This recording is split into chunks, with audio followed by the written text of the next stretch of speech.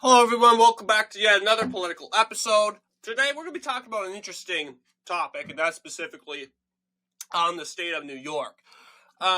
New York, man, does this look like New York to you? Doesn't look like New York to me. What an embarrassing performance for Kamala Harris, and probably one of the biggest Democrat strongholds in the country. Shows Kamala Harris winning by 55.55%. And obviously, looking at this map here, you got 97% going in.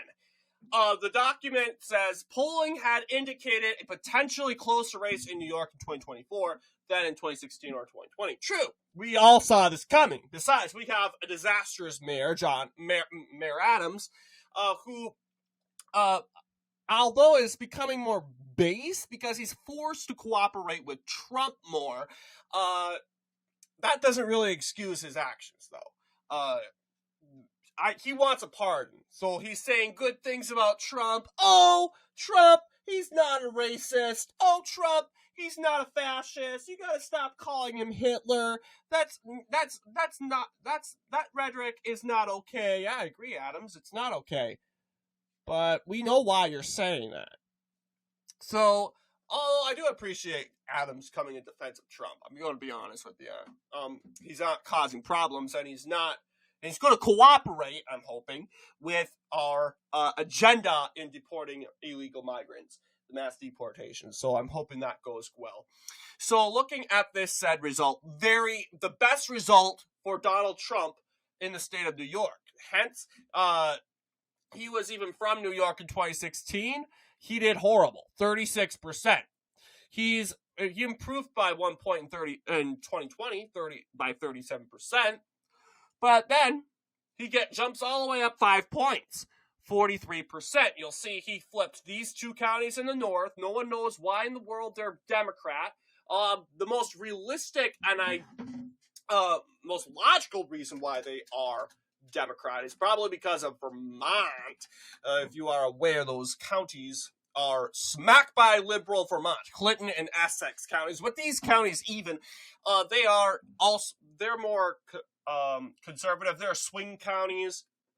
But yes, our projection, we have those two counties going for Donald Trump. So what were we predicting? You may be wondering. Well, we predicted that, of course, Kamala Harris wins the state of New York, but we predicted that she won it by 56%. We were off by 1 point. She won it by 55%. Once again, we are satisfied very well that Donald Trump is overperforming the expectations here. So this is what we basically were expecting it to look like. So we were saying, it looks like it's going to look like something like this, okay? And I'll tell you, the results are kind of wacky. I would say very off in this case, because this result was kind of cuckoo for Cocoa Puffs, if you will. We were on the right track with Clinton and Essex counties going for Trump. But what we were not so sure about was, of course, Saratoga County, Broome County, even Rockland counties. We'll go ahead and take a look. So this is where our submitted prediction. 45 counties for Trump, 16 counties for Kamala. Actually, no, not 45. 46 counties, because we got to count Staten Island. 46 counties for Donald Trump.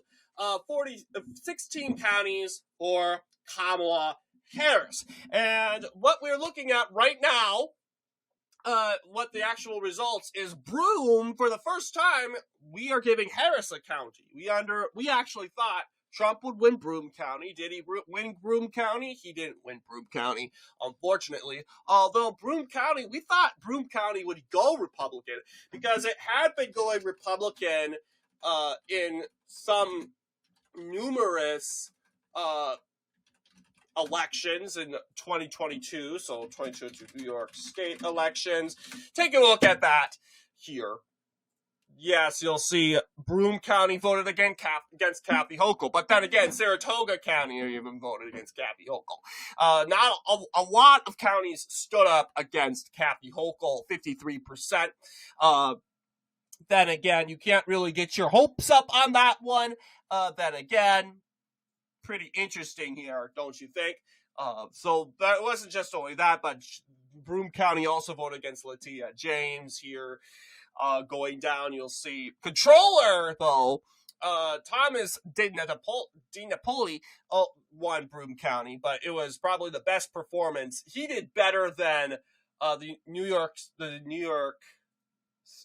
Senate race. You'll see 56%. So DiNapoli actually did the best out of all the candidates. Even Chuck Schumer, leader of the Senate Democrats. This would probably. This is even before Israel Hamas. So you got those radical Democrats voting for him also. But then again, I guess Joe Pinion really campaigned hard. And then again, it's just Mayor Eric Adams causing, just damaging the reputation for Democrats in the state of New York. So yes, Harris gains Broome. We were right about Nassau County. Nassau County went to Trump, but how much did it go to Trump by? You might be wondering, how much did Trump win Nassau by? And this is a key county because if you guys remember, we had that United States Congress election, that special election in March, which we did not do so well because of George Santos, who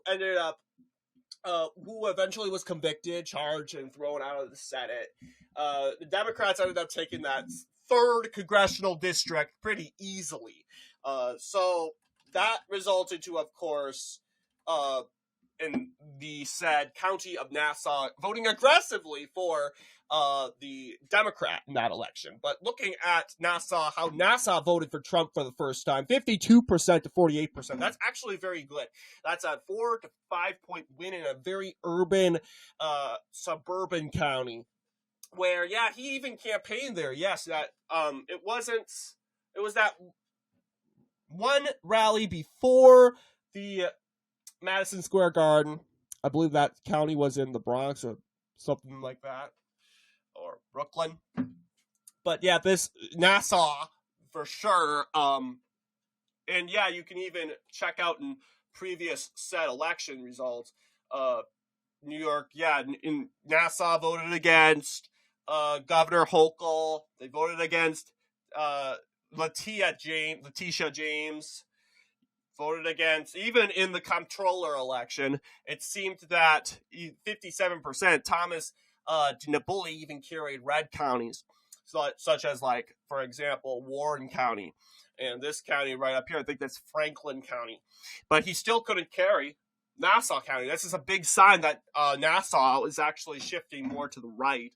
And even Chuck Schumer, who is a very well-known and well-respected throughout New York, couldn't carry Nassau. He carried Rockland, which actually went to Trump, but he couldn't carry, of course, said Nassau County, which was remarkable. But that pretty much was 2022. What about the 2024 United States Senate election? How did the United States Senate election in New York? Did Nassau County vote for Gillibrand? Well, we're going to have to see. It was similar to the results, it was very similar to the controller election 2 years ago. But eventually, you could see Orange County voted for Trump 3 times now. It voted for Gillibrand. You'll see this county voted hardly for Trump. It went for Gillibrand. But Nassau, which you would think would be more liberal, is actually staying in loyalty towards Mike Scapricone here. And this is very interesting, of course, in this case, different... we have different trends throughout the counties. I just caught my attention. Is Al Franken really living in New York? Okay, these are. I'm trying to look at this and comprehend this. I think these are. I thought for a minute these were endorsements, but I don't think they're endorsements. I think Al Franken now resides in New York, which is crazy. I think he would be more respected there, but I thought he was still in Minnesota. Like, seriously, we talked about Al Franken in the Pennsylvania video, which was interesting. But I got distracted. Pardon me. But yes, you'll see my point was Nassau is pretty much Republican. It's Republican, and we were correct on that. What we weren't correct about was Rockland. We underestimated Rockland County. We thought it would go for Harris. Well, did it go to Harris? No, it didn't. It actually went to Trump. Here's the deal. Rockland County is kind of influenced by Westchester County. That county right up there. It's kind of influenced by New York and mainly the Bronx. Part of the New York metro, you would think. Rockland County is also part of that metro also. Bergen County's right here, also pretty liberal. You'll think, yeah, this means Rockland is pretty tossed up. But Orange County, although it's conservative, it's pretty liberal, and sometimes it's a part of that metro. So I'm not surprised to see Orange go to Gillibrand at all. In fact, looking more at these results. But yes, obviously, we were wrong about Rockland. And hey, we were wrong about Saratoga County, so Harris gained another county. We thought Saratoga would go for, Donald Trump. Reason, justification of why I thought it was? Well, I can't just say, we can exclude the governor's race, because Kathy Hochul carried every tossed-up swing county. Couldn't. Lee Zeldin carried every tossed-up swing county in the state. The Attorney General race, Letitia James, she's controversial now, but was she in 2022? Maybe it was that she ran on I'm going to convict and prosecute Donald Trump platform, but the thing was she was already in office a long time ago. It was mainly because she's just horrible with crime altogether. Her state is just garbage.